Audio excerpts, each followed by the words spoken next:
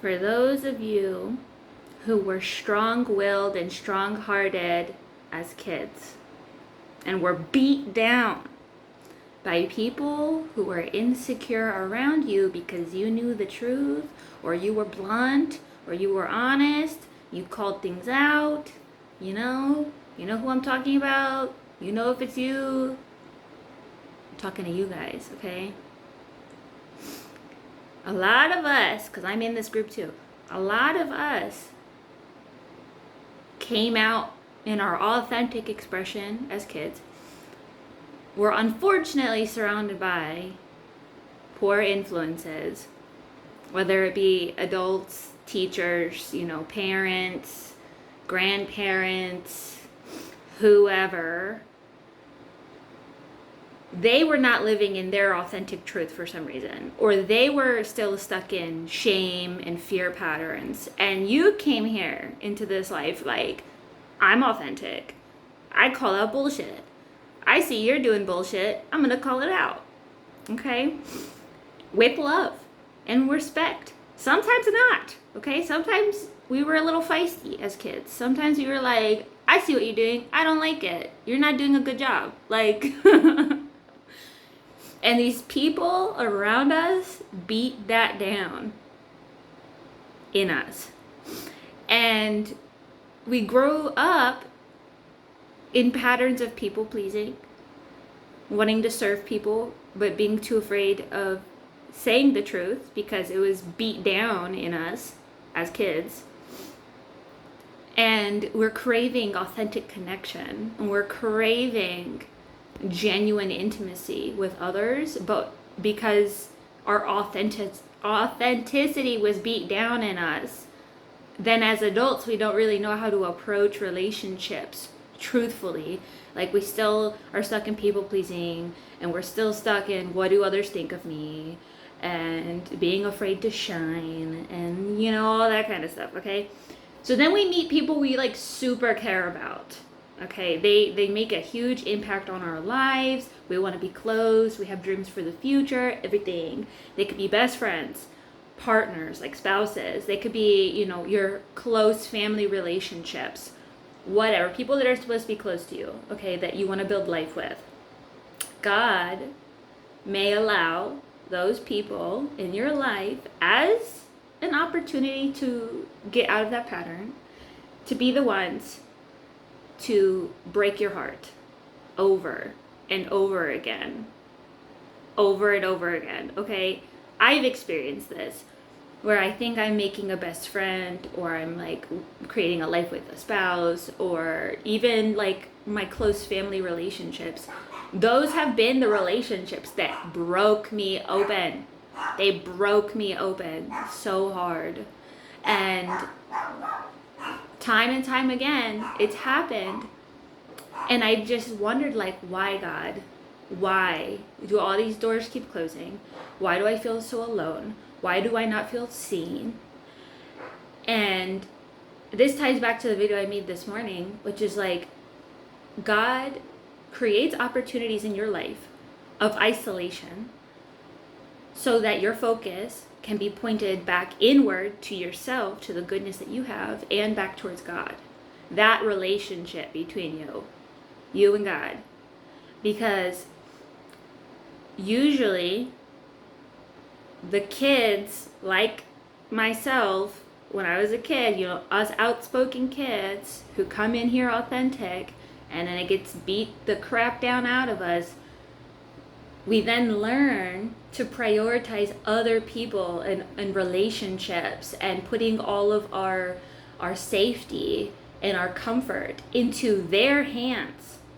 And we idolize the relationships around us. We idolize our friendships. We idolize our romantic connections. We idolize our parents and our siblings and our families and our coworkers. We idolize everybody. We put them in front of us, and we put ourselves down. And God uses these people to break you open and isolate you, because you're never supposed to idolize another human being. You are the main character of your own life. You are never supposed to put another person as the main character of your life. Another human can never make you completely 100% fulfilled and happy.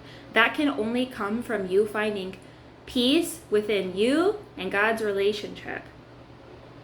No human can give that for you, because everybody is the main character of their own lives. If you're going around taking care of everybody else and emptying your cup, how are you going to take care of yourself? Who's going to take care of you? If you don't leave anything left for yourself at the end of the day, if you make your whole life about everybody else, who's going to take care of you? Because what's healthy is, yes, healthy companionship, healthy give and take, but it's never supposed to be that you completely empty yourself and make everybody else the priority and not you. Because everybody makes mistakes. Everybody has their own needs. And it's selfish of you to expect other people to always caretake after you if you're also able to do it for yourself, but you don't. If you live in victimhood and you're always like, woe is me, nobody does anything for me, including myself, and I just sit here in victimhood and nobody cares, and you're obsessed with other people, you don't even love on yourself. God isolates you from all of that, takes all the noise away, so you're left with yourself so that you can actually learn to be content with your company and be content in loving yourself and doing things for yourself, because you can't always rely on other people to do that. And that's not a bad thing. That's a healthy thing. Is look at your means, look at what you're capable of doing, and everyone's unique. So it doesn't all look the same for everybody, but look at what you're capable of doing and try to do that for yourself while also being loving and respectful to the people around you. I'm not telling you to be a superwoman or a superman. That's not possible either. We all are social creatures who need community and need to socialize and everything. But there will be seasons in your life that if you're a people pleaser and you idolize the relationships in your life, God can strip those from you so that you're forced to face yourself and stop relying on people to distract you from the pain that you're living in, because you won't do a damn thing for yourself. Okay? That's what the isolation can be used for. Point it back to you. Love on you. Learn about you. What kind of character do you want to be? What do you want out of your life? Stop idolizing people. Focus on God. Focus on you. And then God will be able to then start bringing in the right relationships into your life that will fulfill the calling that you have on your life. You will meet helpmeets, whether they are romantic or friends or family or whoever, co-workers, you will all be able to collaborate to complete the calling and the mission on your life. They are not the priority in your life. They are not the only thing that you're supposed to ever focus on. They're supposed to be your helpmeets, okay? They're supposed to work with you, just like you work with them. Your teammates. They're not your gods. They're not your idols. Do not make relationships your idol, okay? You have a calling on your life that does not revolve around people pleasing everything in sight around you. Okay, you're gonna make people uncomfortable when you're authentic, but that means you're doing a good thing, because sometimes people need to face the consequences of their own lives, and you have to let them. If you're here letting everybody be comfortable all the time and you never say a word, you're actually their enemy. If you love somebody, you will be honest with them. But in order to do that, you have to be honest with yourself. And to be honest with yourself, you have to know who you are as a person, which means you cannot be distracting yourself from your feelings all the time, which means you actually have to take time to sit with yourself, which means you actually have to take time to be alone. Okay? Stop using people to distract yourself from your calling. They are supposed to help you with your calling just like you help them with their callings, but they are not the only thing, okay? That's all I had to say. There's more to life than just other people.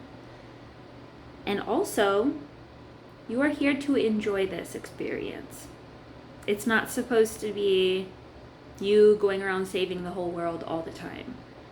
You're supposed to also take time to pour into yourself and learn what makes you happy, what makes you feel at peace, what strengthens you. Learn your patterns, change some patterns, have fun while you're doing it. This is not supposed to be miserable all the time. Will we have times that sometimes feel miserable? Yes. But if you're constantly in misery, there was something very wrong. And that is a sign that something needs to be looked at. Something's wrong. Because life should have moments of fun. You should take time to have fun. And it shouldn't be so serious all the time either. I will say that as well. Like, everything needs a balance. Like, there's a time for work and there's a time for play, and I'm pretty sure there's a Bible verse about that. So, there's a time for rest and relaxation. Everything in moderation, including hanging out with people and having alone time. There's benefits to both. Don't run from yourself. Learn about yourself, and then you can approach relationships more authentically as you approach yourself more authentically. And that's something I'm working on right now. Being okay in the silence, using it as a time to reflect, and then coming to people with my authenticity and not focusing so much on what do they think about me. How do I think about me? How do I feel about being me? Is there something I'd like to change for my sake, not to impress other people? What do I enjoy? What do I not enjoy? And then through all this, you can filter out everything else around you. It helps you to create healthier boundaries, and it helps you to filter out the relationships that you want to keep and the ones that you don't, if you know yourself better.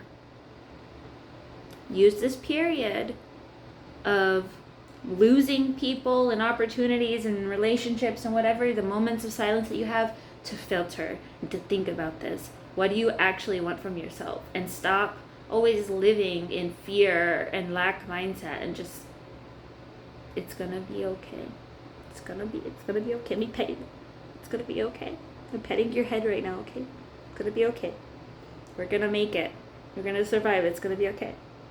Okay, because I'm in it too right now, and it's been hard. I have days where I'm just crying, and then I have then I'm super joyful and everything, and I'm learning new stuff, and then I'm crying again. It's a thing, okay? It's part of the healing and grief process, But we're gonna be okay. We're gonna be okay.